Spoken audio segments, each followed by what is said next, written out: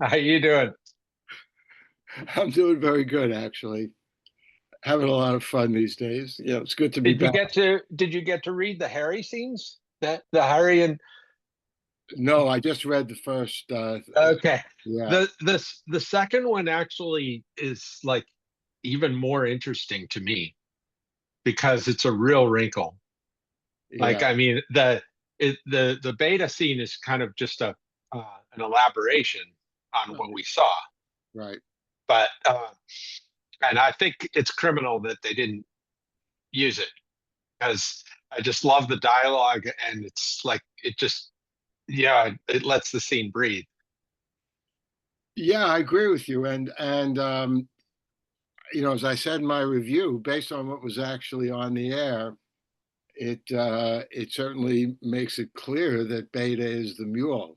Without that scene, it was still possible that somehow Magnifico was, the mule and influencing Beta from afar and so forth. But by the way, I have a question about Beta anyway, which I thought about a couple of days ago, and we'll talk during our discussion about it. Um, they also needed to explain or need to explain Beta was unconscious for a period of time. So what? She was pretending to be unconscious when, you know, uh, they were carrying her around. Okay, that's not so difficult to do. But I can't recall whether any doctors examined her to make sure she was okay at that point. It's But also pretty risky because they were under fire the whole time. yeah, that's right. Yeah, unless like she was like actually directing people not to shoot at them while she was pretending to be unconscious. But Right. there's a lot that you have to kind of you know do extra thinking about. Like it seems a little awkward to make her the mule at this point. Yeah, I mean, you talk about pulling a rabbit out of a hat. I mean, I give the creators of the television series credit for trying to be daring. They were, and still, in some sense, be true to Asimov's, Yeah. because it's certainly very, very surprising. So I hope Cora is okay. Let me just check to make sure she didn't send any email that she's having a problem.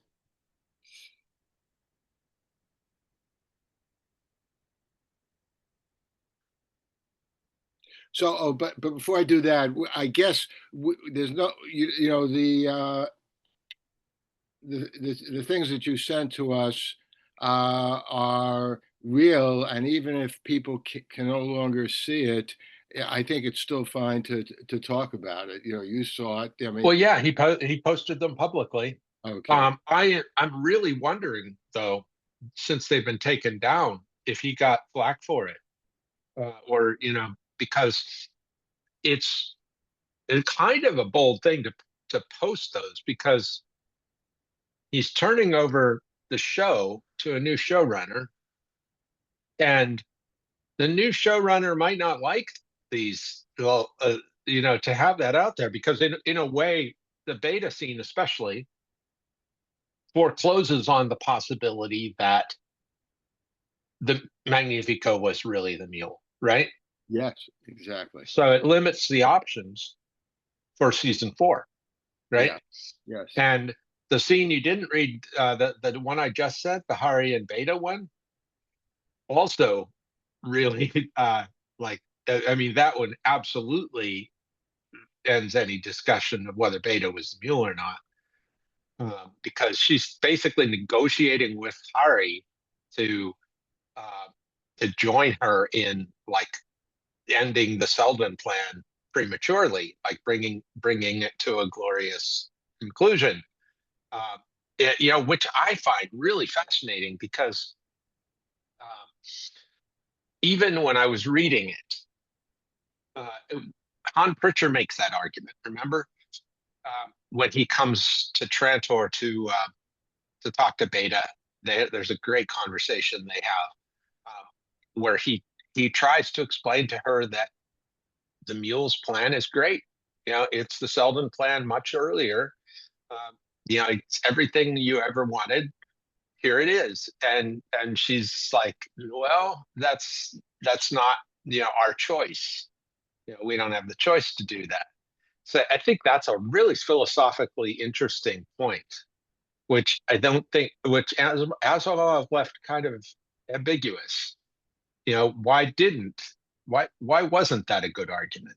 And it really wasn't given enough space, that argument.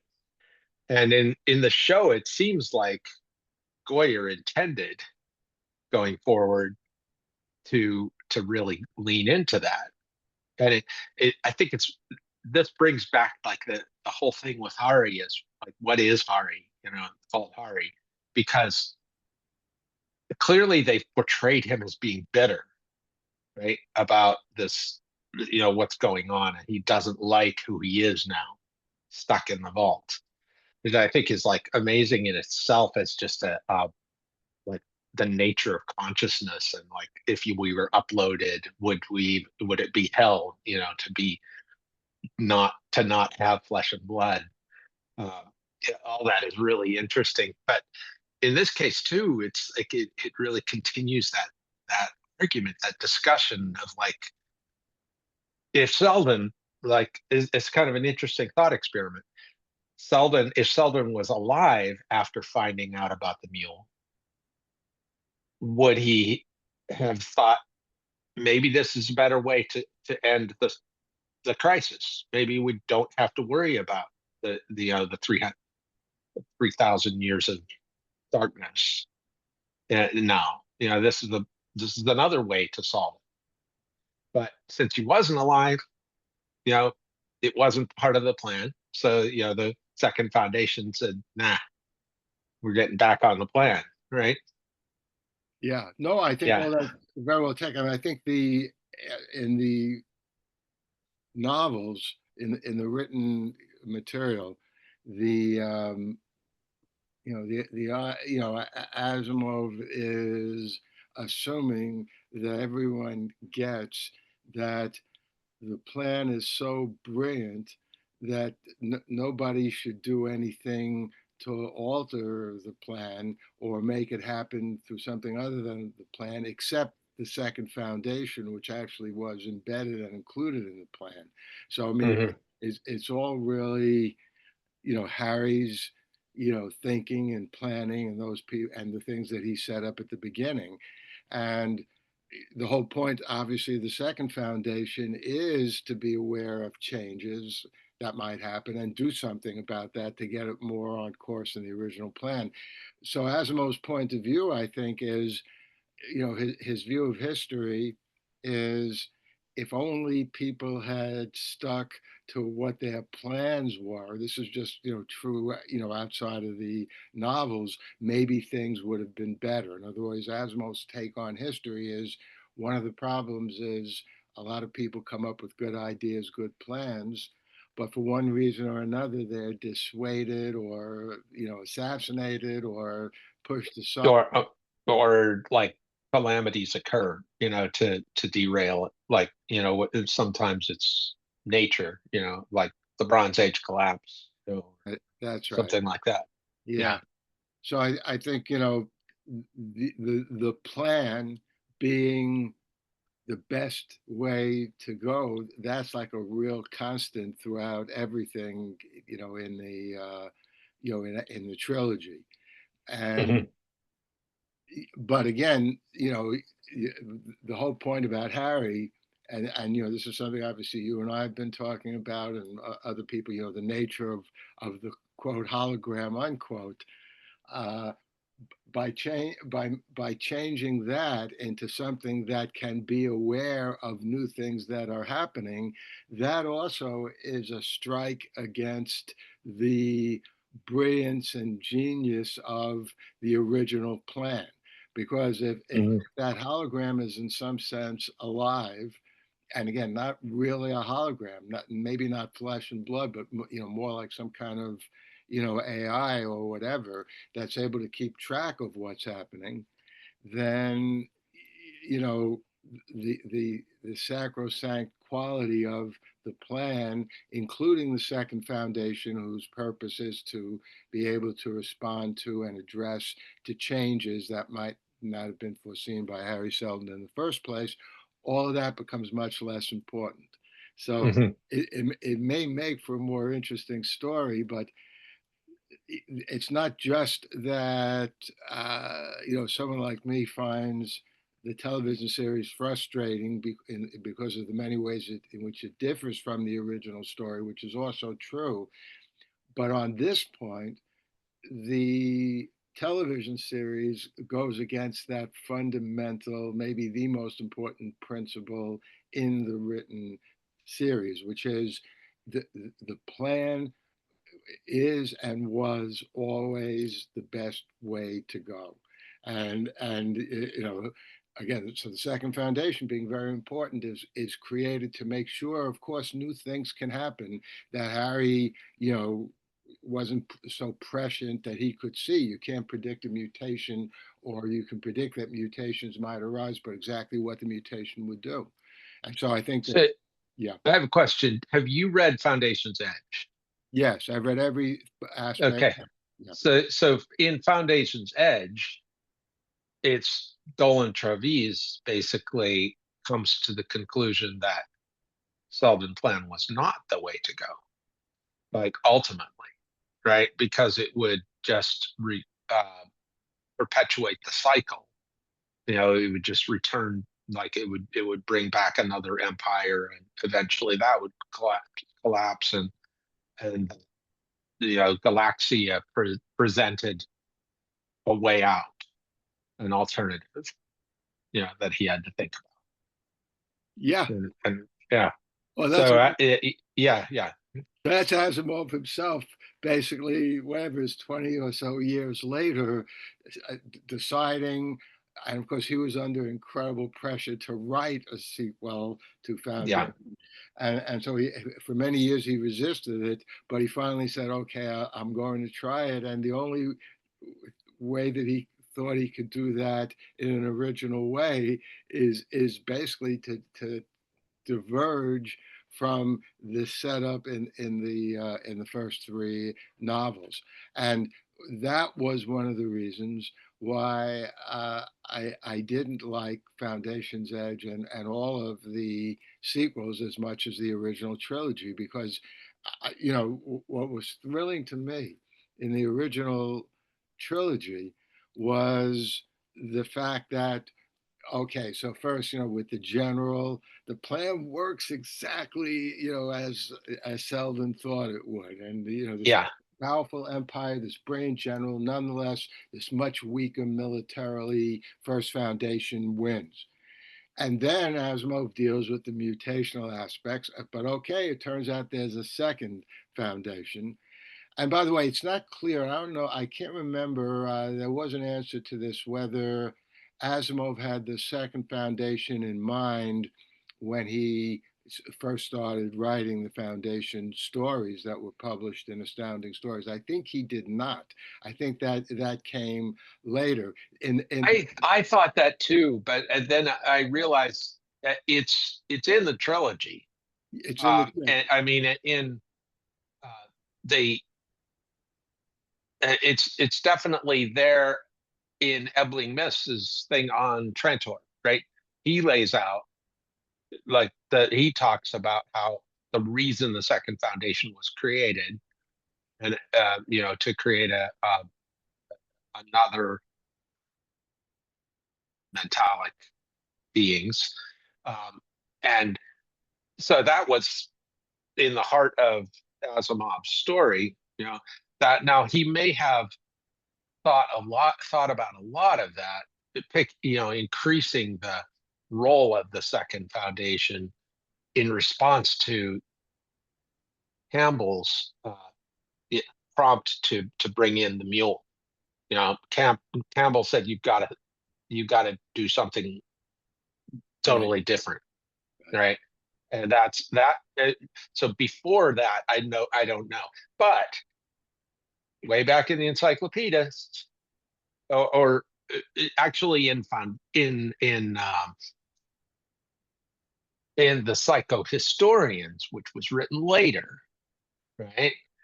As um, Ari Seldon talks about the second foundation. Yeah. So you might be right, and I've been like back and forth with people on Reddit about this too, because I've kind of was under the impression that maybe that was a retcon, that to think of like bring in the second foundation in response to the mule, and but he did it in such a way, and when he wrote the whole book, it republished it and added the whole section of the psychohistorians as if he was thinking about it from the beginning. Right, Right. and there's a very important point, and I want to mention this about David Goyer and not the parts of the script that weren't put in the finale, but at least two of his interviews that I read with great interest on his webpage.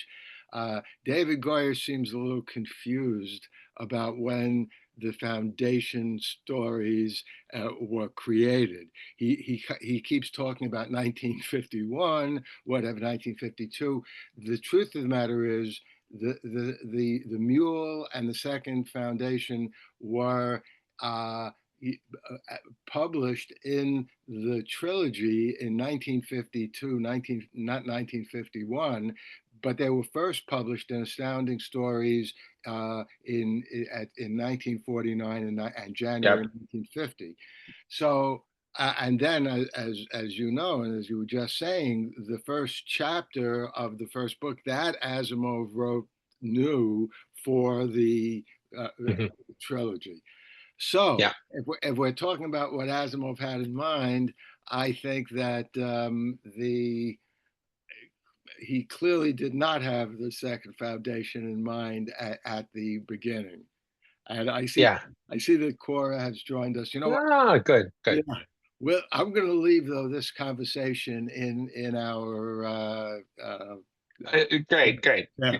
Yeah. It might be the most smart things I say the whole time. So. Hi, Cora. How you doing? Hi, sorry. I Hi, had Cora. connection problems, probably related to having a storm going on outside, and I couldn't get into Twitter where the link was at all on my desktop. So I could either record on my phone, which is not a great idea, or I had to find a way around to send the link to myself. All Well, right. you're here now, and we're happy to see you. Yeah. Yeah, great to see you too. Yeah. I love this tradition, by the way. Thank you very much, Paul, for starting it. Yes, it's a great tradition. I also discussed. I also was on the Stars End podcast to discuss the what also happened to be the final episode. Oh, you were just on Star's End? Yes, I think it came So out we've all yesterday. three of us have been on Star's End this season then. Yes, yeah, I was supposed to be on for an earlier episode, but there was a problem with the scheduling, and so I ended up doing the final episode. That's where I first discovered you, was on Star's End, on your first appearance there. I first discovered Cora because she has the indie speculative fiction links page, and that's what. Yeah. Yes, I linked to quite a few of yours, and I think we met on the old Kboards forum. Yeah, that might be true. By the way, for any viewers who don't know who we are, so first of all, I'm not going to introduce myself because I assume if you're here, you have some idea of who I am. But Cora Buhlert is a Hugo Award winner. She does a whole bunch of things with science fiction. My favorite is her indie speculative fiction links page that she publishes every week, and that's just what it sounds like. Cora also does something with, I think, detective fiction, links to those things. And we're also joined by Joel McKinnon, who has a podcast called Seldon Crisis, which is really a great podcast. Not only talks about Harry Seldon and the Foundation trilogy and so on, but occasionally actually does dramatic readings from various important scenes in the written trilogy. And well, all that I'll say about me is I'm just someone who's loved science fiction all my life, and at the apex of that, at the top of that, has always been from the day that I first started reading the trilogy in the 1950s. At the top of my loves of science fiction has been Isaac Asimov's Foundation trilogy, and to a lesser extent, but still significant, very significant, his robot stories and his sequels to the Foundation trilogy. But And you have actually also communicated with Dr. S. oh, Yeah, I that's think you're the only one of us who actually has Yeah, communicated with him. yeah. nice. Yeah. Well, I'll just mention, that communication was, back in the late 1970s. Was asked to write a combination of an article and a review to some extent, um, of my favorite science fiction novels. And to make a long story short, I decided to devote that article to two trilogies, the Foundation trilogy and the Dune trilogy. And it was published in a magazine that quickly became defunct, probably because it published something by me shortly after I sent it my article. It was called Media and Methods. Anyway, back then, it was before personal computers. I Xeroxed the copy. I found somehow Isaac Asimov's address, and I mailed him a copy of that article. And he wrote back to me that very charming postcard, which I'm sure both of you have seen and a lot of people have seen, in which he says essentially, "Thanks so much, for what you say about Foundation. You attribute great ideas to me, which I didn't have in the first place when I wrote it." It confesses to pulling it all out of his butt the whole time. So he was a really a very sweet guy, a real character. I also had a book. Actually, my first published book was something called In Pursuit of Truth. It was a collection of essays on the philosopher Karl Popper, who actually was an Austrian philosopher and then eventually moved to England. And I wanted to get some people, famous people, to do introductions to it. So I came up with a couple of ideas. One was Helmut Schmidt, who had just retired as premier of I guess He back would then. have been an interesting choice, I think. Yeah. And he agreed to do it. I was stunned. And but then I wanted somebody else, completely different. And I thought about getting Isaac Asimov, and I spoke to the publisher, a guy by the name of Silverman, who was head of a company called Humanities Press. And he said, "Yeah, Asimov would be great for the preface." And I said, "Well, how much can we pay him? Like $1,000, or, because he's Isaac Asimov." And Simon Silverman looks at me and says, "Asimov would be happy to get any money. Just offer him $100. I guarantee you he'll take it." And so I contacted. But yeah, that matches what I've heard from him about him from others. That he was like, if he didn't do it for free, but as long as he got paid something, he would do it. That's right. Yeah, listen, in a way, it's a very appealing approach to take to money. Meaning, if I'm not going to do something, for you for nothing. My time is worth something, but you don't have to Mhm. pay me too much money at all. Mhm. So yeah. Yeah. But anyway, I'm sure people who've tuned into this at this point, you've heard Joel and me talking about the third season of the Foundation series, and that's really what we're here to talk about. We're continuing a tradition of talking about the series shortly after a season ends, and so we have a recording of our first conversation after the first season ended, and a recording of our second conversation after the second season ended. And here we have the beginning of our third conversation since the third season has ended. So let me begin by just sharing briefly my overview of the third season, and then we'll go to Cora and Joel and see what they think, and then we'll drill down and get to some more specific things. First and foremost, I have to say that I enjoyed the third season a lot more than I enjoyed the first two seasons. And the reason for me, it was pretty clear to me from the beginning of this third season, in a variety of ways, it reflected more fully, certainly not completely, but more fully, the things that Asimov was dealing with in his trilogy. And so in that sense, I'm still in the same position I've been throughout the whole series.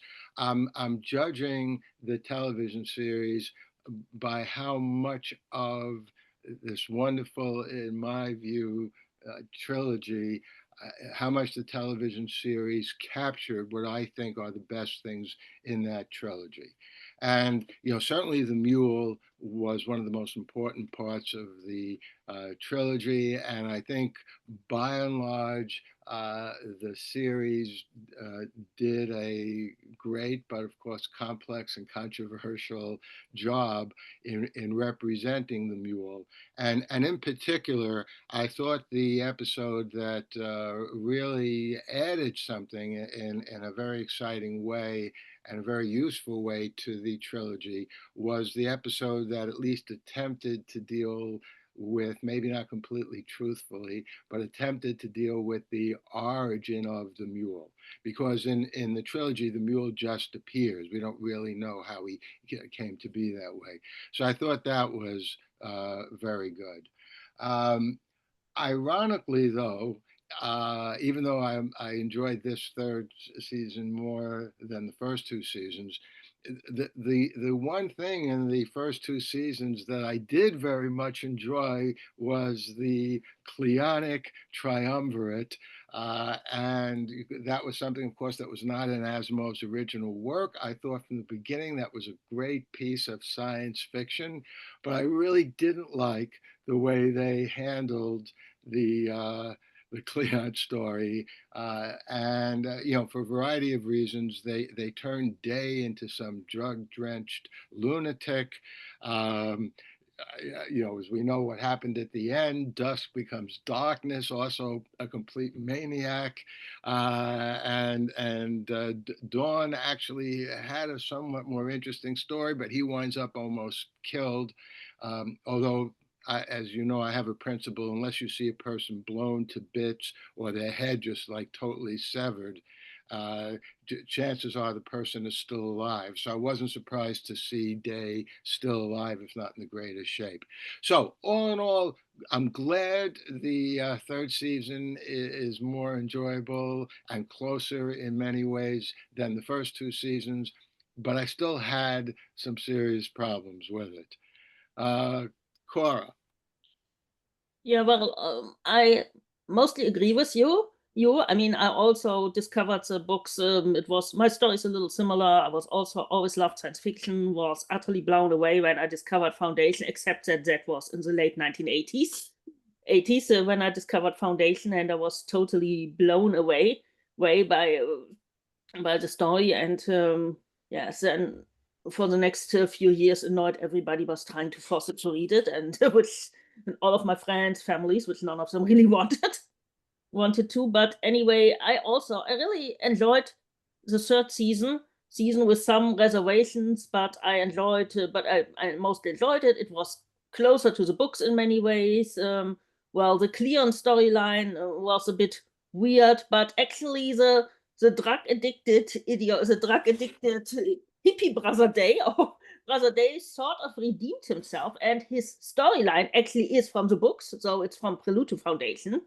It's not, and very very loosely adapted, but the storyline with people living somewhere in Trento who worship a dead robot, in this case it's just a head, that is from the books. It's from Prelude to Foundation, and the person who almost gets executed is not Brother Day, since he doesn't exist in the book, but Harry Seldon and Dawes Venably. But okay, good luck trying to kill Dawes. I'm just saying.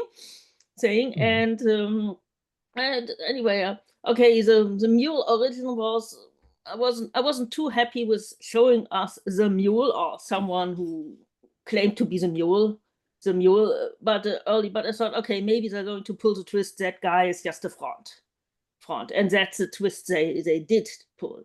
But yeah, but then so until episode 9, I would have said this is a great season. Also, lots of great people in guest parts. People, for example, Alexander Siddig as Ebbling Mies is absolutely perfect. Wonderful performance. And I keep forgetting his name, Troy something or other, even though he won an Academy Award. The guy who plays Prim Palva, he's absolutely perfect in the role. He's wonderful. Love him. He's absolutely, he doesn't look like the Prim Palva from the books, and the Prim Palva in the books is of course not deaf, but he really radiates this whole like, oh yeah, I'm just a folksy farmer guy, even though I'm first speaker, but he's amazing. And Han Pritchard, I think the actor's name is Brendan C. Bell. He's not at all like the Han Pritchard in the books, but I liked him. First of all, he's really, really good. He's really a handsome guy. And yeah, he's more of an action guy than Han Pritchard, the straight-laced intelligence officer. But yeah, that's probably how we see such characters these days. Anyway, they were all good. So all did a good job. They had interesting stories. Okay, Day was a bit weird. And even Brother Dusk, I liked this Brother Dusk until he went completely off the deep end in the last 2 episodes and went completely mad. But yeah, then came the final episode, and yeah, okay, first of all, we knew the guy played by Pilo Asbeck whatever his, sorry, I'm probably mispronouncing his name right now. I'm not even gonna try. Yes, but at any rate, we kind of knew that guy wasn't the real mule. Everybody who'd read the books knew that. But we also know who the real mule in the books is, and that's not the person it is in this show, and that really annoyed me, because frankly I hated because especially if you read the Foundation books, and I started with Prelude, so I didn't get to the first book until later. But if you've read the books, the very first Foundation books, there's pretty much only 2 women who have kind of speaking roles, and that's a servant girl without a name, and the wife of Commodore Asper Argo, Alicia. Yes, I forgot her name. At any rate, Alicia. None of them they're minor characters. They're not particularly likable. And in the story called The Dead Hand, or the General, the Belle Rio story, there's also, again, not a woman with a speaking role. And suddenly you get a female main character, Beta. And Beta is amazing. She's wonderful. She's great. She's the person who stops the mule, and she does so by simply being a genuinely nice, kind person who's kind to people. Yeah, and then, well, spoiler alert, they turn her into the mule. They first turn her, the whole influencer thing wasn't even that it fit. It kind of fit. It's, of course, a modern interpretation of Turan and Beta in the books are not like that wealthy influencer couple, but it's an interpretation which still kind of worked for me. And also, I like the actors who played Beta. Synnøve Carlsen. She's also a Scandinavian actress. At any rate, I liked her. She did a good job. But yeah, then they turned her into the mule instead of Magnifico, the person who should have been the mule. I was a bit, and yeah, I didn't like that at all. And then to make things worse, they literally blow up the Cleonic dynasty, or Darkness literally blows it up and throws everything in dead clones, and then he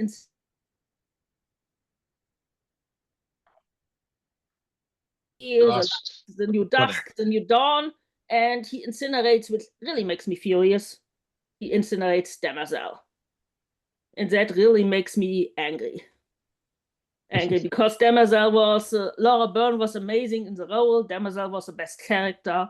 Oh, yes, and they also spoil. Meanwhile, Gail Dornick is still the most special, wonderful person. She doesn't even need a spacesuit to jump out of a spaceship. Oh yeah. Oh. For no reason, for no fucking reason at all. I'm sorry, but They had to have. They it's needed just to a explain that somehow. stupid action scene that makes no bloody sense at all. And yeah, and then they also spoil the end of Foundation in Earth, but maybe they will never get to that one. But anyway, it's just was a really great season, and then it fell apart in literally maybe the last.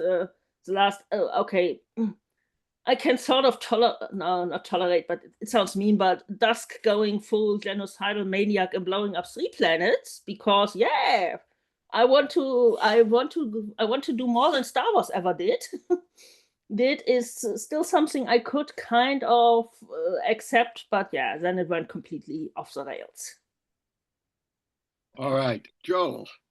All right. So I agree with everything you guys said for the most part, but I'm going to go back and kind of put this in context from my impressions of the first 2 seasons as well. The first season I thought was really uneven, and I thought the Cleons were amazing. Demerzel was amazing. I thought the Foundation side of it was really not so amazing, and that the departures they made on the Foundation side just didn't work nearly as well as the invention of the Cleons.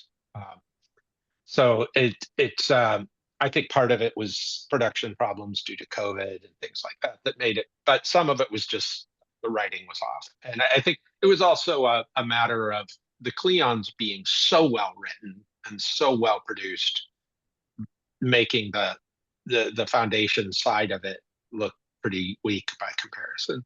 And especially when you're going back and forth all the time, you see the differences. So, and then I thought the last 3 episodes of the first season really kicked in, and I absolutely enjoyed the heck out of them, especially the Cleonic side. And the scenes, like in particular that throne room scene where Don gets his neck broken, that was just incredible, like operatic, beautiful art. The garden scene where Azura gets sentenced for everyone she knows extinguished with the little twist of 2 fingers, and all of that was brilliant. And then the final scene kind of brought it back to the story a little bit. The final episode with the appearance of Hari Seldon. So I was generally satisfied in the long, generally with the first season. Second season, I liked more. It brought in my friend Lemar Pagnetz, who's like, I always had I really loved Lemar Pagnetz, but they made him Homer Mallow instead. And kind of, he became a mix of the 2, that character. Constant was an invention I really liked. I thought she was just a great character, really, completely new. The Belriose thing, I always pronounced him Belriose, was, I thought it was well done, but completely different. I hated that what they did to Deucen Bar, because he was one of my favorite characters in the general, and they just whacked him like right at the beginning of his. He had like 5 minutes on screen, and then he was gone. But generally, I thought season 2 was really good, really well done, and the ending was amazing, except for maybe the magic of putting everybody in the vault. That seemed like a little bit too crazy. Okay, so now that brings us up to season 3. In season 3, I thought the unevenness went away. It felt like everything was really well paced and really well structured. from the beginning. I thought everything went really nicely. It worked very well, and it felt like there were no bad episodes. Like everything was just really really cooking throughout. I couldn't wait to see each new episode. So it gripped me from beginning to end. Um, I didn't get seriously annoyed until episode 10. And but I got mildly annoyed because I didn't like, well, I'll tell you, I think one of my very favorite scenes in all of Foundation is the beach scene on Calgan where Beta and Torin meet Magnifico. I thought the club scene was kind of okay as a comparison, an analog to it. But my big concern and annoyance was that I loved Magnifico as a character in the book. I loved his eloquence, that his weird eloquence. He had a strange manner of speaking, but he spoke a lot. He had a lot of parts, dialogue parts where, and in the book, it was Asimov chose to have Magnifico develop the character of the mule through his memories and through his telling, describing him. And that whole thing with Pritchard, where he's explaining that the mule would how he would torture him as hold him on at the end of his arm, and he would mock him and just bottle. It was like you really felt for Magnifico in all of that, and then you really, not seeing the mule, just hearing about him from Magnifico, really built the mule as this mysterious and terrifying presence. And it wasn't just from Magnifico, it was also from like the traders talking about the advance of the mule and his mysterious capabilities and everything. And you got this like really kind of horrifying sense of what the mule coming on, and like, can anybody stop this thing? And to me, I was completely followed. I thought Magnifico was harmless. I thought he was harmless and one of the good guys. He was part of the team.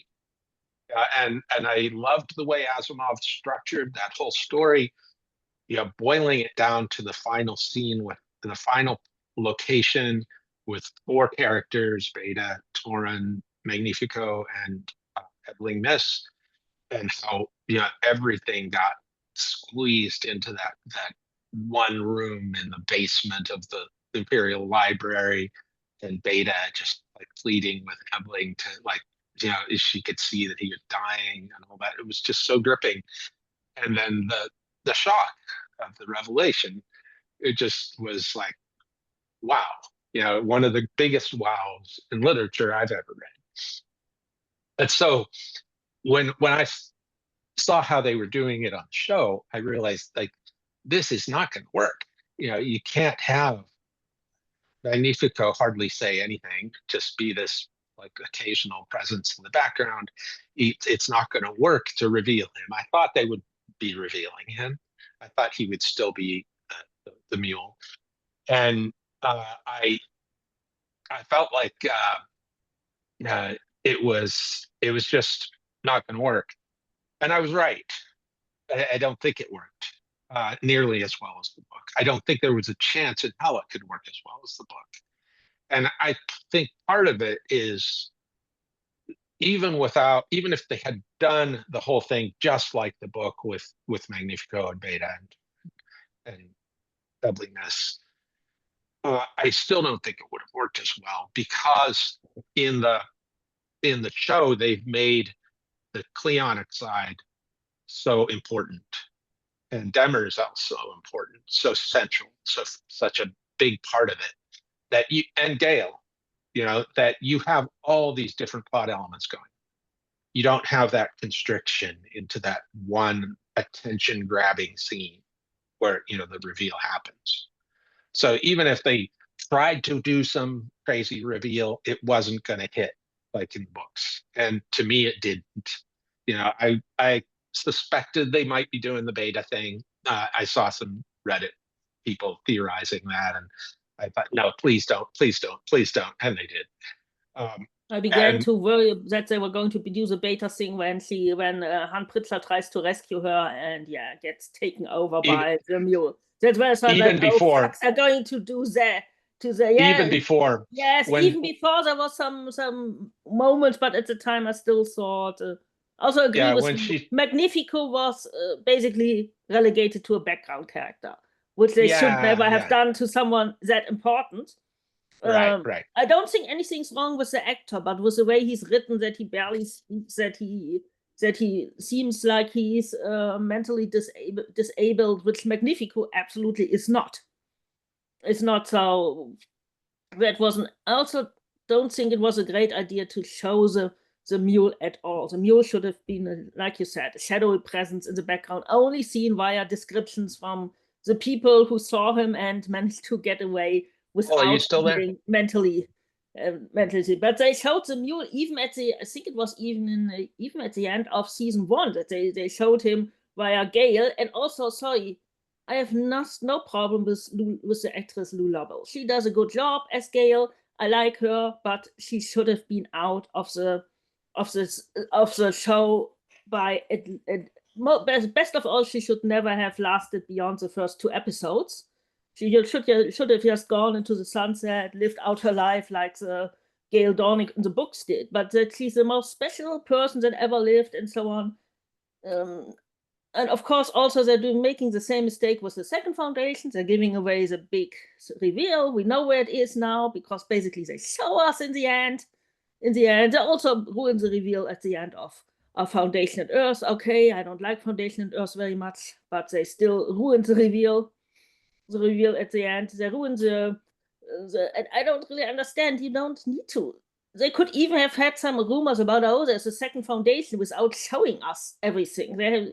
That's a problem. They feel the need to show us everything, to show us a mule and show him to us well before he even becomes an issue.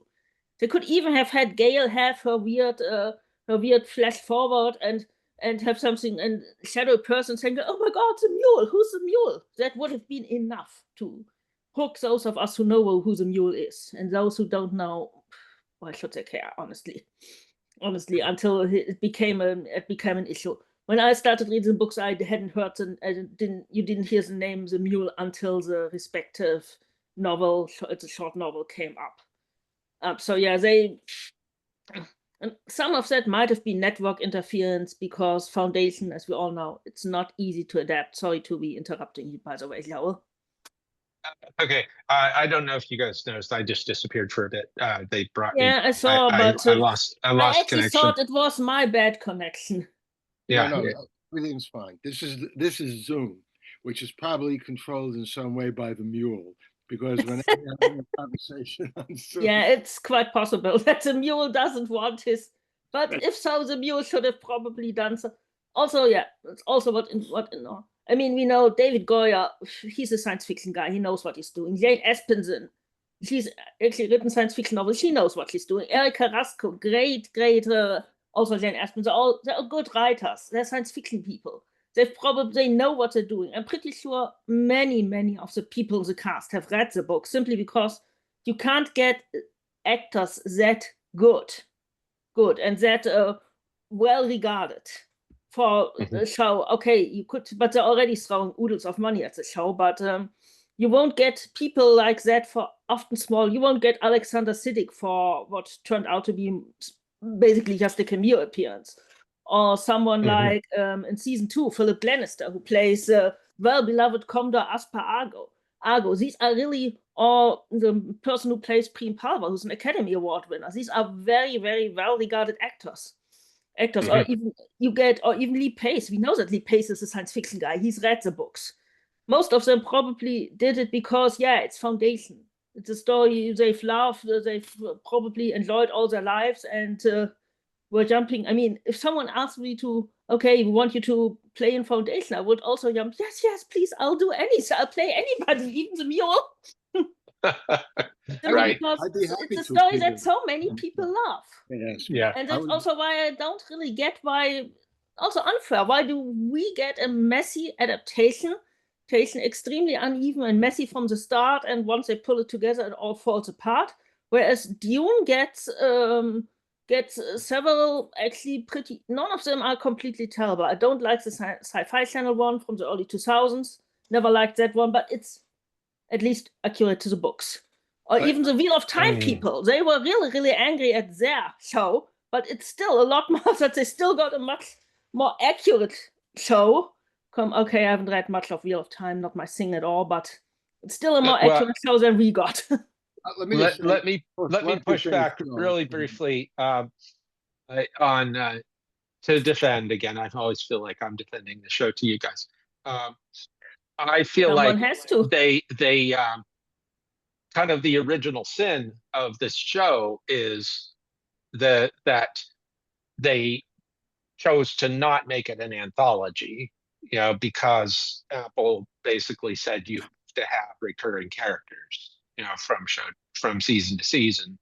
And so they had to, and that they solved part of that with the Cleons, with the Cleonic dynasty, you know, which was a brilliant way to have characters come back season to season.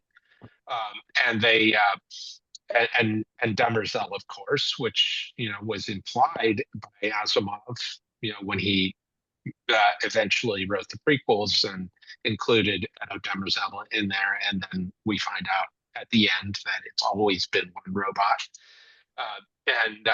Yeah, but you never heard a word of him all through the trilogy. He was absent completely. We got the reveal in season 3 that he used to be Daniel. The name is Mace.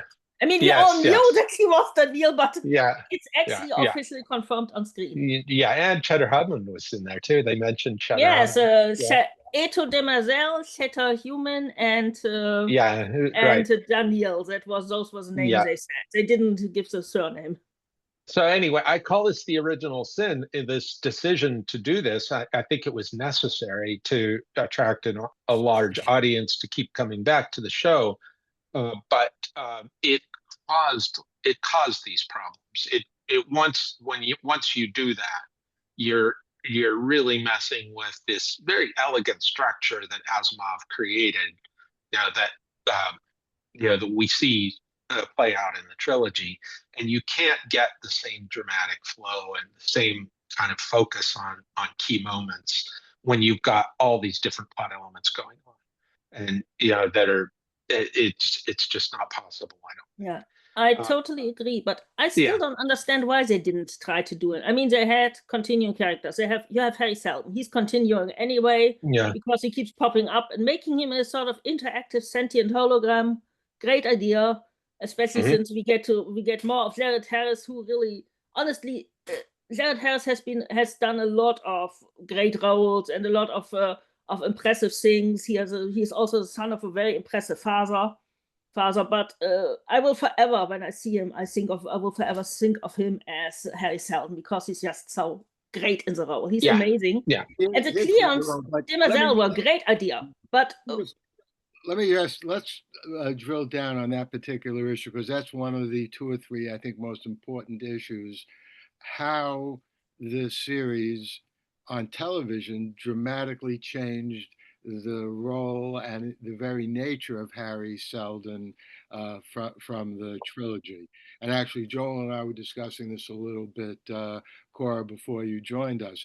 As everyone who has read the trilogy knows, Harry Seldon dies, the human being dies, and what's left of him is a series of earlier recorded holographic presentations in which he talks. He figures that the First Foundation is going to outlive him, and he wants to basically tell the First Foundation that they're on course, what's going on, etc., etc. So in the trilogy, Harry Seldon actually, as a human being, is far less important than Harry Seldon as the holographic recording, because the holographic recording represents exactly what the original Harry Seldon as a human being had in mind with the Seldon plan. And also as a legend, because he died, and had his time. He's a god to them, That's right. essentially. He's their George Washington. That's right. Well, Right. yeah, I'm glad you mentioned that, because when I was reading, the trilogy for the first time, so this is again the 1950s, I thought of Franklin Delano Roosevelt, elected 4 times as president here in the United States. In my view, and the view of more astute historians than I am, often rated the best president in the United States, in the history of the United States. Usually it's either Abraham Lincoln or Franklin Delano Roosevelt. And I often thought about the fact that Roosevelt was alive in the 40s. Holograms were developed pretty much at the end of the 1940s. So it's not too much of a stretch to have imagined that FDR could have recorded a series of holograms. And I used to sometimes think about it would be fun to even write a story where a hologram of FDR is available to talk about what's going on in the 60s, the 70s, the 80s, etc. I mean, God An knows. interesting point. That's a and really and interesting point. Selden appears in a wheelchair in Yes, the Yes. holograph.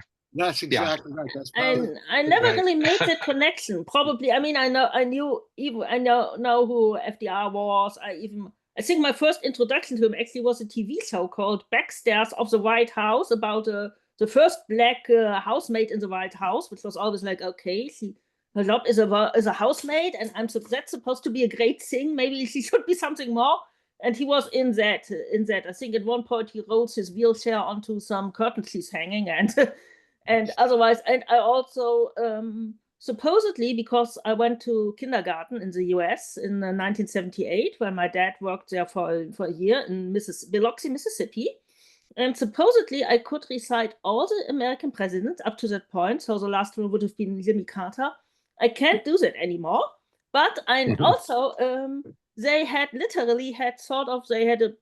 picture, it was picture, maybe a poster, and they sort of had both Jefferson Davis and this was Mississippi, remember? Jefferson Davis and Abraham Lincoln were sort of next to each other. And for a long time, we were like, okay, then they split up. They had 2 presidents, and then they had one guy. And then they got together again, but they had a war first. And nowadays, it's kind of clear to me that they would have thrown Abraham Lincoln into the trash if they could have. And ironically, one of the teachers, one of my kindergarten nights too, Miss Debbie, her surname was Campbell. If you're out there somewhere, hi, I'm Cora, you may remember me. And Mrs. Walker, whose first name I don't remember. Remember, Miss Debbie was white, Mrs. Walker was black. So it wasn't even, it was just some weird Southern thing. But at any rate, I knew the names of and even today, if I hear a random name like someone like one of these really Grover Cleveland or one of these obscure presidents, I still know, okay, that guy was president of the United States once. So I couldn't really recite them anymore. Yeah. So yeah, so of course I knew who FDR was, but I never really made the connection. I saw Harry Seldon as, yeah, one of these. Okay, we had similar characters. Konrad Adenauer has a similar semi-legendary position in Germany, or in my hometown Wilhelm Kaisen, who was our mayor. And I don't particularly, I disagree a lot with what Adenauer's choices and Kaisen's choices, especially Kaisen. He used to call him something, but they're sort of semi-legendary. There's statues of them, there are memorials, there's things named after. No, we named a bridge after Kaisen. The guy, actually, our other legendary mayor, who was mayor actually for much of my childhood, he got the airport, which I agree more with, probably because I had never. Even Helmut Schmidt has this sort of legendary status towards the end of his life, because he lived very, very long. He lived a very long time. And I actually still remember him being chancellor. He's the first chancellor I consciously remember. So, but I never really made the direct connection to FDR. But of course, it makes sense considering when this was written. Yeah, look, for all we know, actually, Joel's point that Harry Seldon is in a wheelchair, Asimov obviously was alive and literally writing these stories in the 1940s. Right. He knew FDR firsthand.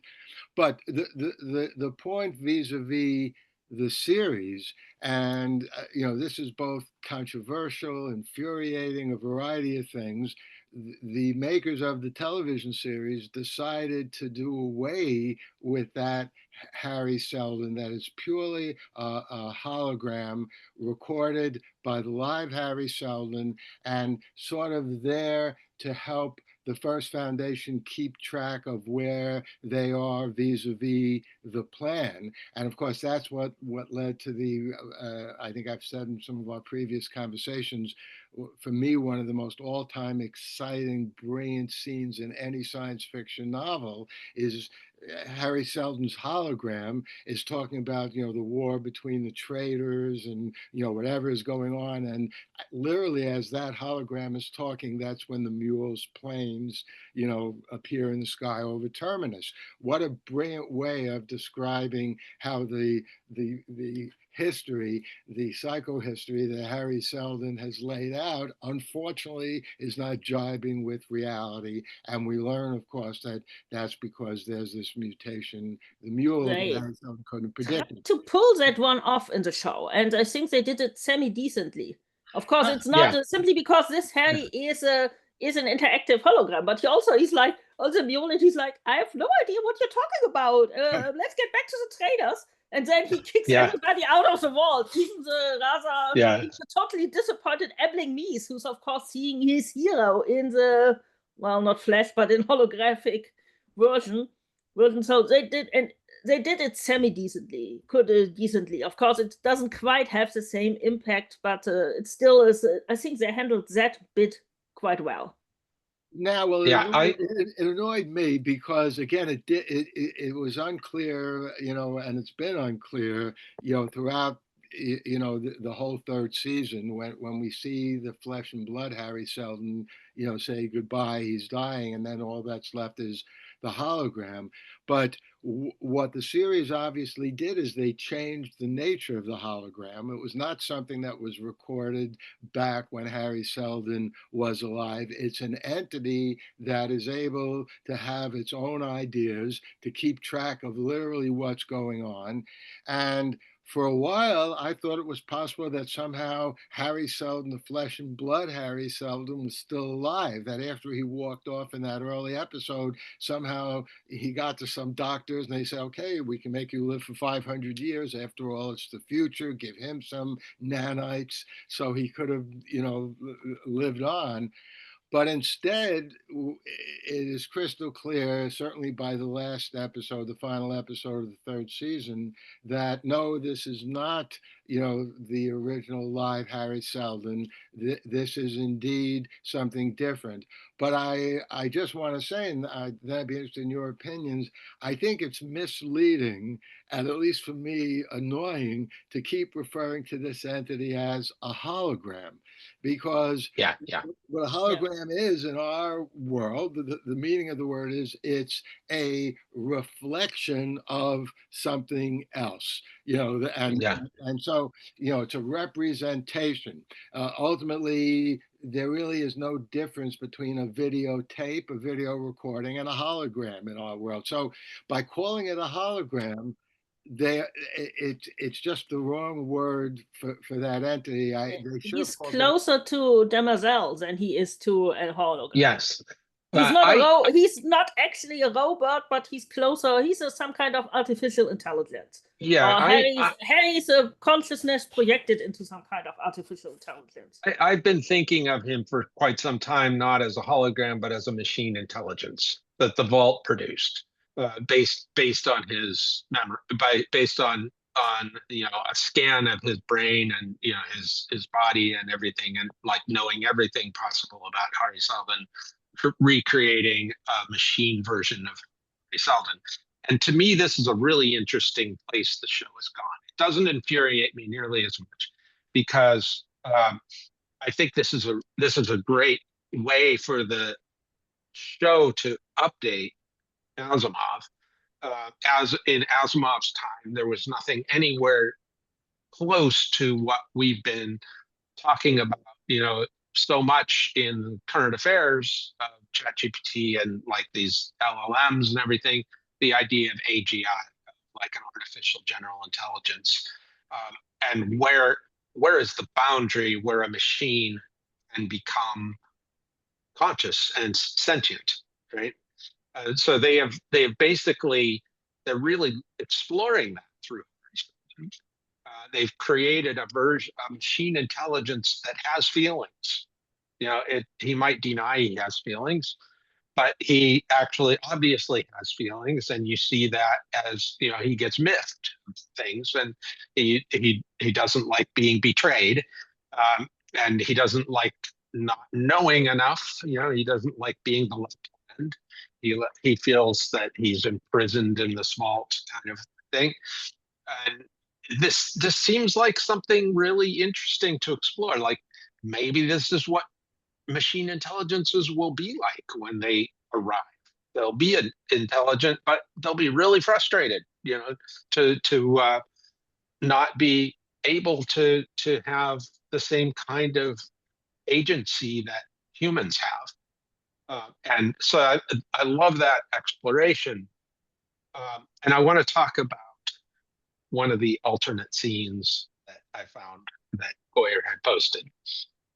There were a couple I sent you guys, and I don't know if you got a chance to look at them yet. I think Paul read one of them, but there's the first one was the beta reveal, was a much longer, more developed scene that I thought made it work a lot better.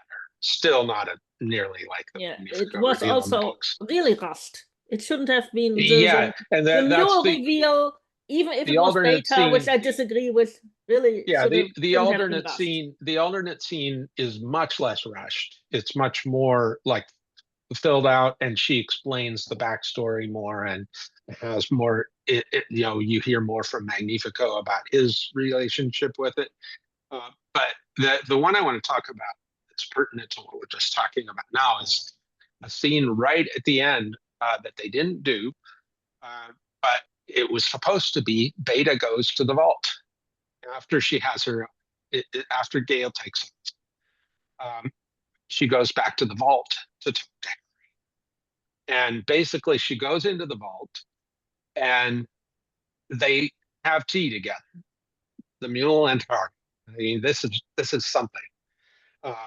And she basically explains to him Pritchard's argument from the books, and in the show he alluded to it a little bit, that this is Hari Seldon's plan,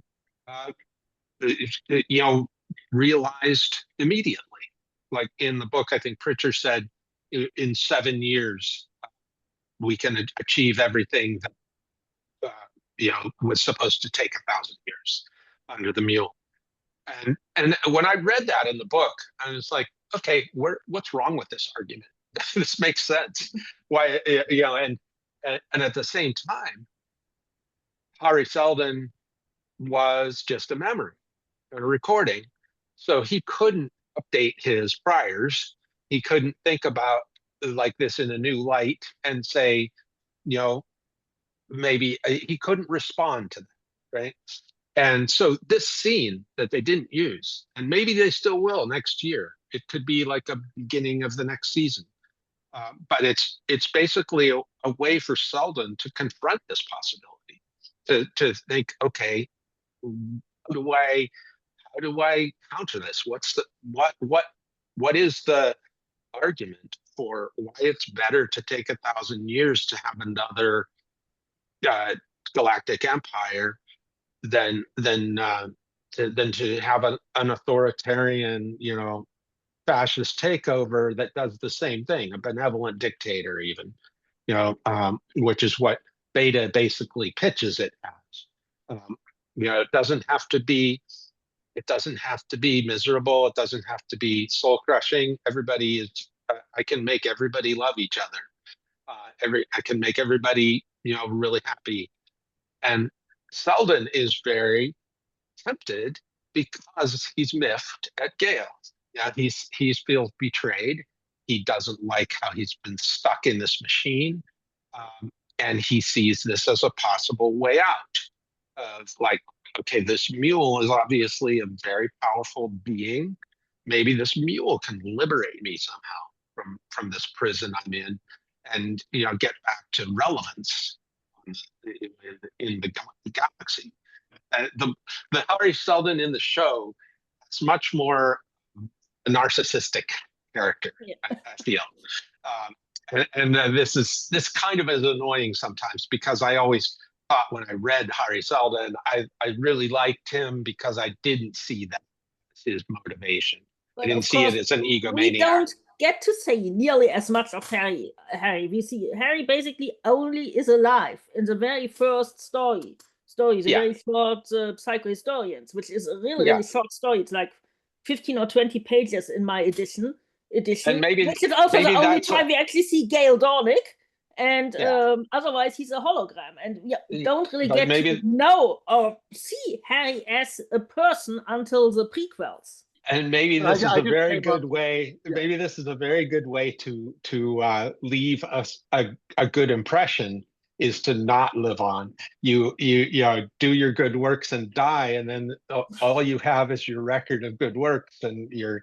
But if you continue to live, then you have to confront these kind of issues, and it Immortality gets is messy. a bad idea. It's pretty much it's not the message of the books, but it's very much the message of the show, because the Kleons with their idea of immortality are clearly an increasingly bad idea. They are getting increasingly.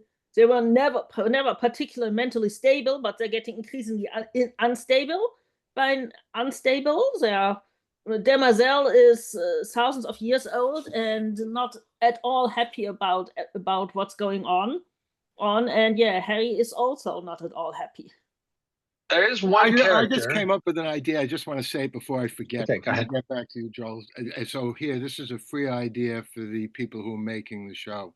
There should be a scene in the next season or afterwards, a scene in which the issue of can the mule influence robots? In other words, we know that the mule can make human beings sad, play with their emotions. We also know that, robots to some extent have emotions, and we haven't yet talked about Demerzel, and we will in a minute. But that would be an interesting confrontation, wouldn't it? Whether it's Demerzel or somebody else, the mule versus. One of the robots we've seen, Demerzel, we know that there are at least 3.5. Well, Demerzel, I say she survives because she's Demerzel, even if she gets incinerated, and also, but we know by the end that there are at least 3.5 robots. I'm counting the head as a half robot now, so we know there's still 3.5 robots. And also, one thing they haven't gone into is that there are telepathic robots in the Foundation and robot. They haven't gone into that at all, except that we also talked about this on Star's End, that we're pretty sure that one of the other robots we see, most of us assumed it was the head, is Giscard. Yeah, because it would be, because Giscard is of course the other most notable robot in. Okay, there's also Dawes, who kind of doesn't exist. He's probably been folded into Kelly, but she doesn't exist. But she doesn't seem to exist here. But and Mrs. Selden definitely isn't a robot, or the late Mrs. Selden. But Giscard is completely missing, and Giscard was, of course, a telepathic robot. He gave it to Daniel, and it would be really, and I would have loved to see a confrontation between the mule and Demerzel. Yeah. I was thinking. Now we may still because one thing I want to point out about I don't know if you guys saw this, but on Reddit somebody actually slowed down the scene of Demerzel's death, and at the very end of Demerzel's death, there's her eye blinks, right? Mm-hmm. And they slowed that down and read it is Morse code that says transferred. So she probably hopped into a different. Different body. I think maybe the disembodied robot head, or she also. So we also the memories know that she stores her memories somewhere offsite. So we don't know if the new Demerzel will be played by Laura Byrne. I certainly hope so. But there will be a new version of Demerzel. Demerzel is not dead; she's transferred. So I think that's clear. I want to talk about Kali. Let me say one thing about Demerzel. Okay. Go ahead. There's a slightly larger point, then we can talk about Kali. one of the changes, of course, is that Demerzel is feminine in the series versus masculine in the books. And this is actually something which I think I applaud the series for doing. Gal, of course, is a much more important character, vastly more important in the series than in the books. But another change there is that Gal Dornick is a man in the trilogy, or in the first part of the first novel in the trilogy, and a woman in the television series, and of course Beta, a woman, is the mule. So in that sense, for anybody who is unhappy about Beta being the mule, and I have like mixed feelings about it because she was such a lovable character, Joel, as you were saying before, it is at least consistent with whoever ultimately, or the group of people ultimately that had the decision power as to what to do in the television series. At least they should get credit for being consistent. They have tried very hard to equalize, the ratio of men and women as important characters in the series. And as Cora pointed out, not at all the case in the trilogy, in which you you can count on the fingers of one hand the number of important women. I mean, that was Golden Age science fiction was quite male heavy. It was not quite as, it's not just all old white colonialist men and it's all fascist, as some people say. I guess we all know what I'm alluding to right now. But it wasn't like that. Also our view of Golden Age science fiction is somewhat skewed partly by Asimov, because he edited all of those Golden Age anthologies, and they're very astounding heavy and ignore the really interesting work found in places like Planet Stories or Thrilling Wonder Stories, who had some really even weird tales and starting. They had some really interesting and different kind of stories to tell, but those are mostly ignored. So yes, one thing which, and this is also a criticism I had with the new Battlestar Galactica, which is not new anymore. It's now it's almost now more than 20 years old, but the original Battlestar Galactica was something I was a huge fan of, because it was actually on TV. I could actually watch it. I wanted to see Star Wars very, very much, but my parents wouldn't take me to the theater. I was too young, and we didn't have a VCR because my parents said a VCR is a waste of money. We didn't have cable television. It was a waste of money. You guessed it. So I really, really wanted to see this very much, and I couldn't see it. But Battlestar Galactica was right there on TV, and it was the next best thing, and I loved it.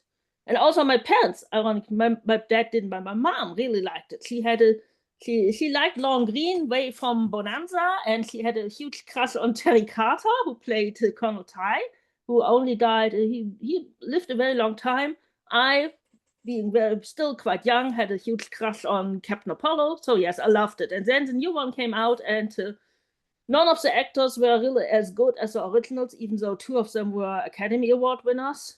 And I actually like Edward James Olmos, and also, what's her name, at any rate, the woman who plays the president. I liked her in a different role. Mary Steenburgen, is that her name? Okay. She was also in The Closer later on, and I liked most of the actors. But one thing the new Battlestar Galactica did is they took characters who'd been male in the original and made them women, most notably Starbuck and Boomer. They also took cast actors of a different race, ironically making one of the most notable black characters white, with Colonel Ty. And I didn't like a lot of, also because it was very much about the war on terror. Not that the original Battlestar Galactica was just as political. It was about disarmament, but I didn't get it at the time as a kid, because that it was just as political. But it didn't. And one of the things about the new one that annoyed me is where they said, like, oh well, we need more women. We make all of these male characters female, but they completely erased the great female characters the original Battlestar Galactica had. Cassiopeia, the prostitute, well, she has a nicer name, but she's a prostitute. The prostitute turned nurse turned pilot is completely erased. They erased Athena, the sister of Apollo, the daughter of Commander Adama. They erased Serena, Apollo's wife. All of these really great female characters erased, and they say like, oh, but look, here we have a female Cylon, and we have and Boomer's a girl now, and Starbuck is a girl now. And even though those actresses are all good in their roles, I've liked all of them in other roles, I didn't like. And this is the same thing Foundation does. They're like, okay, we don't have a lot of female characters in this. We will simply switch some genders, and it works well. Gail and Salva, their race and their gender never mattered. It was also with other characters. I think Lorraine Sutt, who was only a very small character in the second season, but he's a much bigger presence in the books, is suddenly female. It doesn't matter. It never mattered, and races never mattered anyway, because Asimov usually doesn't describe people that detailed. And if you've read the Galactic Empire books, you know that pretty much the humans are all brown anyway. This is a very, very light or very dark ones are extremely uncommon. Everybody's kind of brown, so it doesn't matter. But what really annoys me is now here we have a great female character, the first great female character in the original Foundation trilogy. Of course, you have good female characters if you have in the prequels, but the prequels hadn't been written by the time. She's the first great female character in the Foundation trilogy. And what do? They turn her into the mule, and yeah, that's something which really annoys me. She was a favorite of mine as a young girl, because science fiction didn't have a lot of female characters to latch onto. I mostly didn't mind very much. I mean, but Asimov's female character, I loved him. I loved Susan Calvin, of whom we've seen her on screen in this Will Smith film. She's played by the woman Ellen something or other, who plays at any rate, the woman who plays the daughter in Blue Bloods, the daughter who's a prosecutor. And I really like the woman, but yeah, she has the wrong eyes. Sorry. Susan Calvin's very pale. Meg Foster should have been Susan Calvin. She has the Susan Calvin eyes. Meg Foster should have been Susan Calvin at some point. She's probably too old by now, but she should have been Susan Calvin. But yeah, I loved Susan Calvin. Also because Susan Calvin, and yeah, remember, this is a smart 15, 16-year-old girl who disliked her friends, and her friends who were all into boys. I don't care about it. Susan Calvin didn't need stupid boys. Susan Calvin didn't need stupid makeup. Susan Calvin was smart. She built robots. That was so much cooler, and I adored her. And I adored Beta. Yeah. The woman who took down the mule without actually, okay, she killed Eblin Meese. Sorry, Eblin. I really liked him. But he's still alive. And I loved Acadia. Let me add on this. I just saw an interview with Goyer where he talked about the choice of making the mule into Beta, and some of his arguments, like he wanted to throw a curveball and get surprise book readers. He succeeded, but one of the things he said really annoyed me. He said, I also wanted to make like a truly, there's not enough female representation of like really like a strong female character, like a villain. There's not enough female villains. And yeah, that may be true, but what he ignored in there, and he didn't even mention, is what a strong character Beta was in the books, how she was the central hero of that story. And she was so heroic that she actually had to sacrifice the life of a dear friend who she truly loved, another very important character. And they built that up so well of her, care, and you could tell how compassionate she was towards Eblin Meese as he was wasting away, and she loved him, and then to know that she had to kill him to save the galaxy essentially from the mule. That is one heroic character, and that's like, if they had that character to build, they didn't need to empower her by making her the mule. They could have empowered her by making her Beta. Let me just say a different point. They could have made Magnifico on behalf of Beta as the mule. And I have to confess, the more I think about it, the more I do think it was a brilliant move in the television series, even though it has its problems. Because if we want a powerful character to be a woman, you can't get much more powerful in the foundation stories than making the mule a woman. The only thing that would be more powerful is if it was Harriet Seldon rather than Harry Seldon, and I suppose they could have done that as well. But I think that making Beta the mule is giving a woman an exceedingly powerful role in the Foundation saga, and so I think that's an interesting and exciting thing. I don't think, however, it was done as smoothly as it could be. And Joel and I were talking a little bit about this, Cora, before you arrived. As we know, Beta was being carried unconscious for like, I don't know, at least one or two of the episodes. And as Joel pointed out, there's like a war going on. So what was she pretending to be unconscious? How could she make sure she wasn't hit by some shrapnel or something? So that was, I think, a weak part of making her the mule. But by and large, I think it's an exciting, daring thing, and in its own way, it's just as daring as making Magnifico the mule in the original trilogy. And I think that's what Goyer and the Foundation people were trying to do. Okay, I still think Magnifico, if they wanted a woman to be the mule, which I don't mind, they could have made Magnifico as a mule, or they could have made the front person of the mule a woman.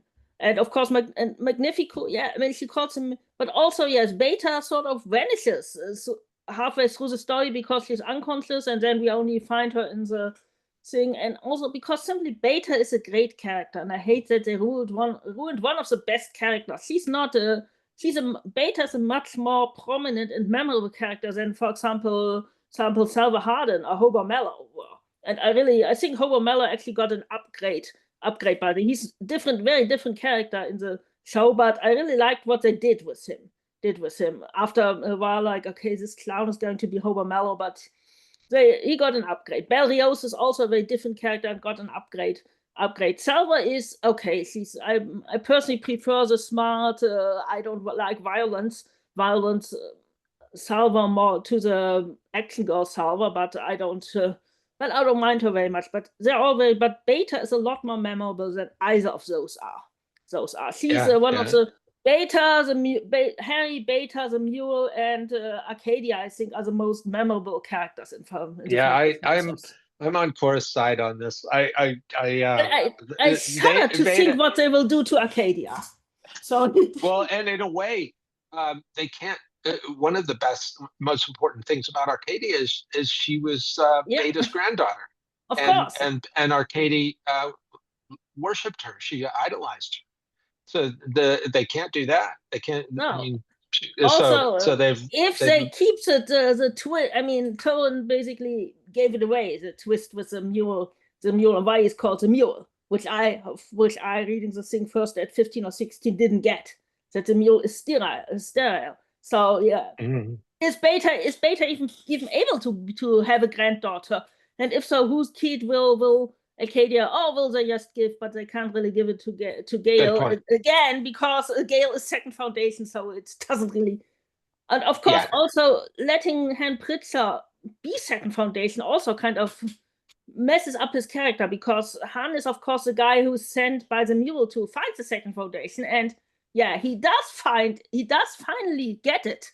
Stars in heaven, now I know, but we won't get that moment simply because Han already knows okay, he kind of knows where they used to be. He probably doesn't know where they are now, but they're still going to. Still another great moment from the books that won't work in this show. Once again, in so many ways, these things show us that it's a new story. It's a different story, and based on Foundation, but it's a different story.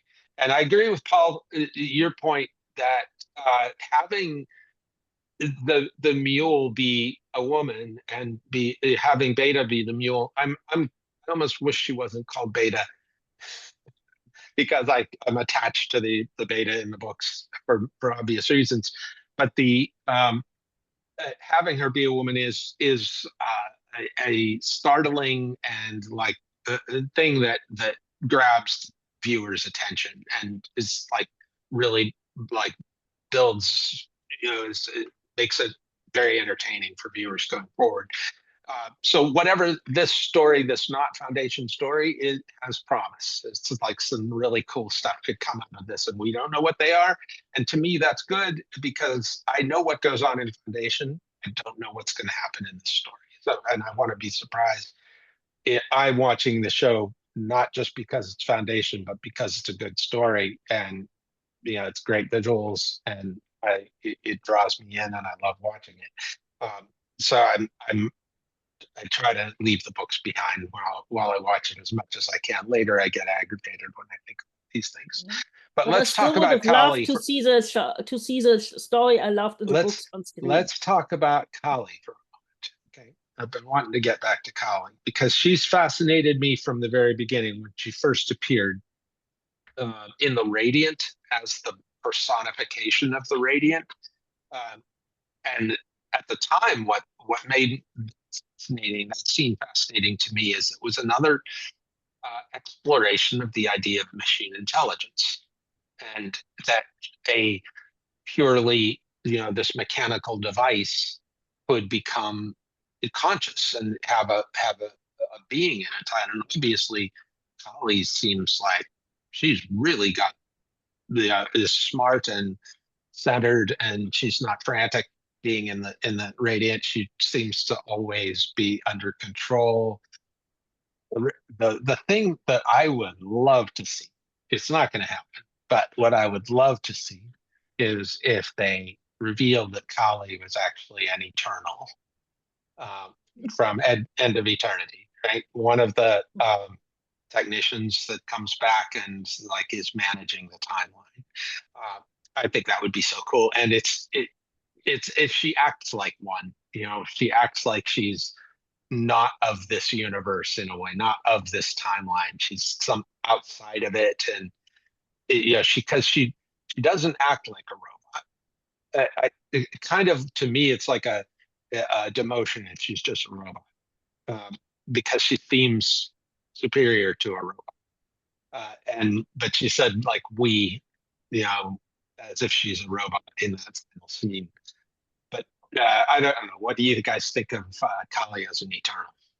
Well, I hope she is. And, as the two of you know, but perhaps some of our viewers and listeners might not know, in addition to reviewing science fiction, I'm also a science fiction writer myself.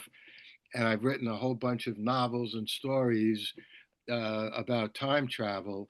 And all of those, in one way or another, were inspired by my reading The End of Eternity just a couple of years after I first read the Foundation trilogy. And to this very day, and I've probably read, I don't know, 50, even 100 different, science fiction novels and stories, including great novels, The Door into Summer by Robert Heinlein, and all kinds of great stuff, and seeing great films and seen wonderful television series like The Lazarus, something or other that was, I think, 2 or 3 seasons, a British show. Anyway, The Lazarus Project. Yeah, right. The Lazarus Project. Thanks. I think The End of Eternity is easily the best science fiction time travel novel ever written. It's short, it is brilliant. And as we know, Asimov tried at the very end of his life, to say that, yes, the Eternals are part of this unified universe that he was talking about. So, first, as we know, he brought the robots into the Foundation world. And my guess is if Asimov had lived another 5-10 years and had been like thoroughly cogent, we would have seen more Foundation stories that brought in the Eternals. So, Joel, I think your wish is a wonderful wish, and I certainly hope it comes true. Yeah, same here. End of Eternity I love the Foundation books, but End of Eternity is my favorite Asimov novel. It's still one of my favorite novels of all time. For a long time, it was pretty much on top. It was when I was at university, it was like people talk about their favorite novel. It's like, well, my favorite novel is The End of Eternity by Isaac Asimov, and everybody else had something really highbrow. Later on, I had two. The second one was We by Thomas Pynchon, and which I also loved. And when you asked me, it was always when it was geeky people, I said it's End of Eternity, and when it was serious highbrow people, I said We is my favorite novel because I love both of them. I still love them, and they're still somewhere in my top 5 or 10 of novels. And I would love to see also, End of Eternity. Maybe give us a series. We need more good Asimov adaptations, because most of them. Well, this is a good series. It's just not the Foundation we love. iRobot is, whatever And it there is. are It's no- it's not Asimov, whatever it is.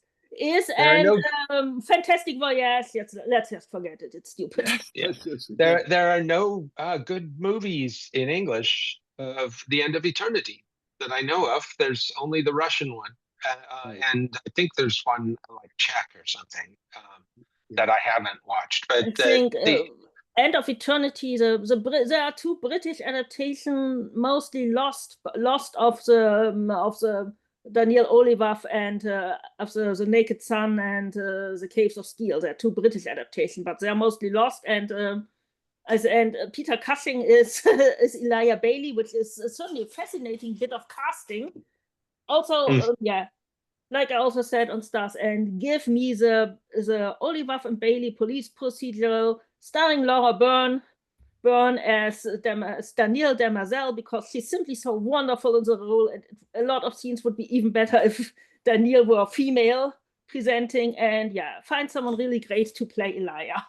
I just want to say about the Merzel and the way she's represented. It's not Laura Byrne's fault. I don't like what they did with her backside. There's I don't know why they have that. You know what I'm talking about? She's like wearing a dress, and there's like a bar like at the bottom of her back. So when she's walking, that's all you see. So I think it's just some kind of weird hoops. I mean, skirts like that really were fashionable on Earth in the late 18th century. If you look at pictures of Marie Antoinette and so on, they wore these really weird skirts which were flat with these bars. So that's what it reminds me of. It's probably some way, but of course they could also they could dress her in something different for once. I'm not sure why she only has one dress. She does wear something different on the Planet of the Luminists when she. I think it would be really interesting if the new Demerzel in season 4 was still played by Laura Byrne, but in a completely different persona. Like she came out of the always holding her hands thing and like could act like a normal person because she's free of that protocol under the Cleons.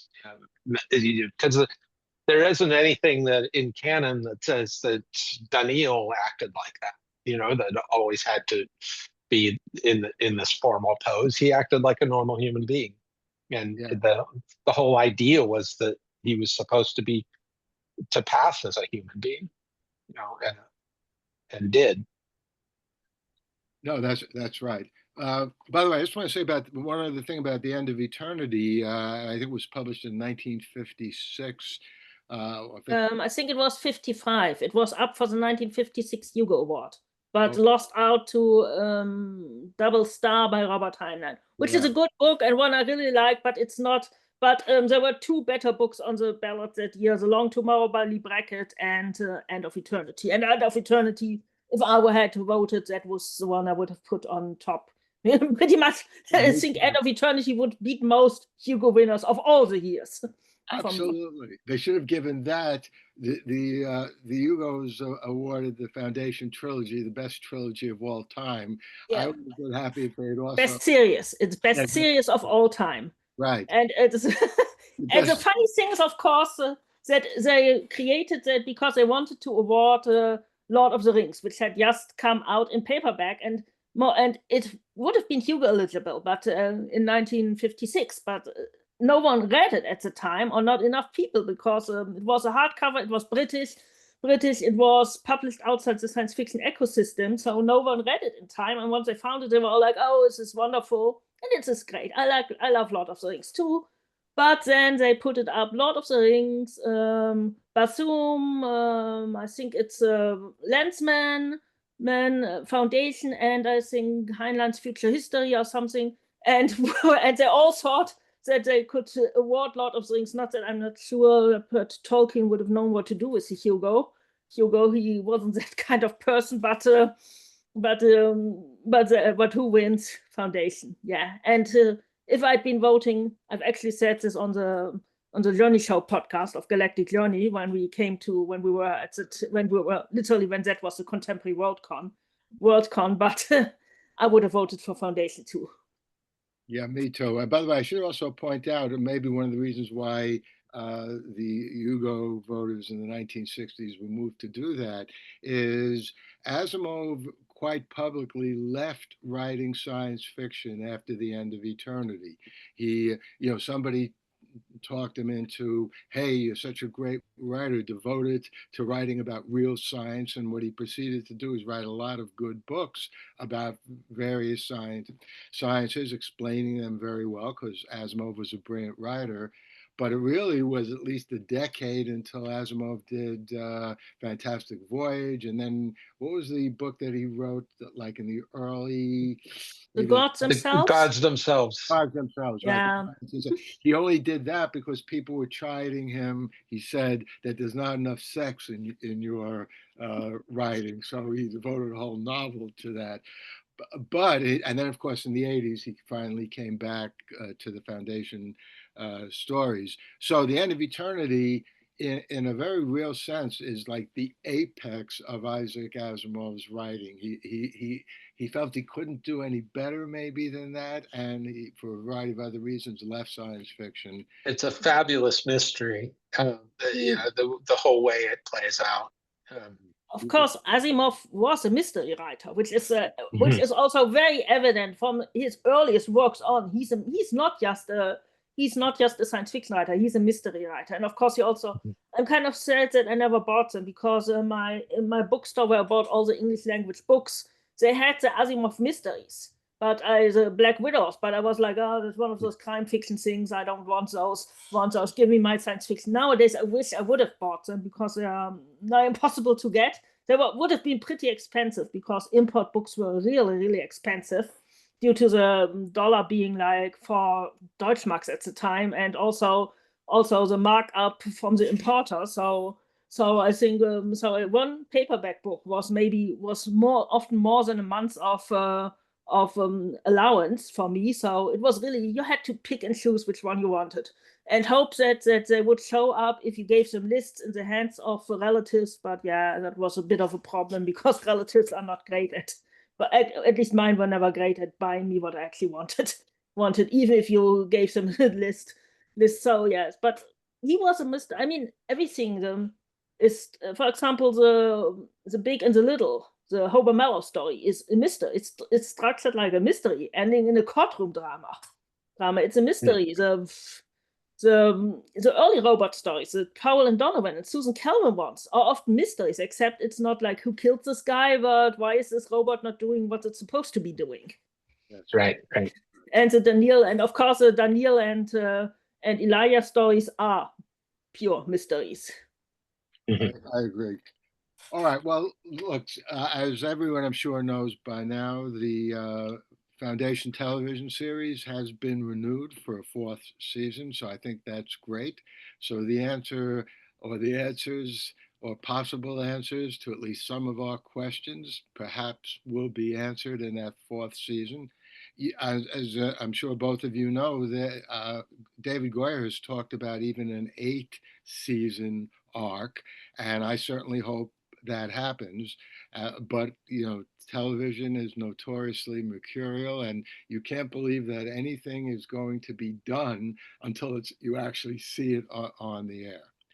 Any final thoughts from yeah, one note of caution thinking ahead is that Goyer also said that he's not going to have anything to do with the forthcoming seasons, and neither are it's his writing. His writers are gone. His production and VFX people are gone. So it very well could have a very different feel going forward, and hopefully they carry the torch forward, and just have to hope for the best. All right. Well, I promise our viewers that the three of us, for better or worse, will be back here after the fourth season has aired with our very strong opinions on a variety of things.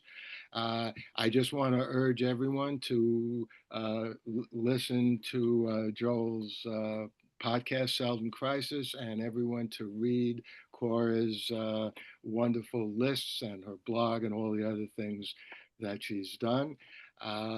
Thanks, everyone, and we'll see you back here. I guess we're in September 2026, probably at the end of. I think probably more like 2027, because they have to film the thing first. And first, they have to write scripts, which I suppose. Then they have to film it and post-production, and yeah, it's an expensive show that takes a long time to do. This time next season. Yeah. Yeah. Take care, everyone. Bye. All right. Bye.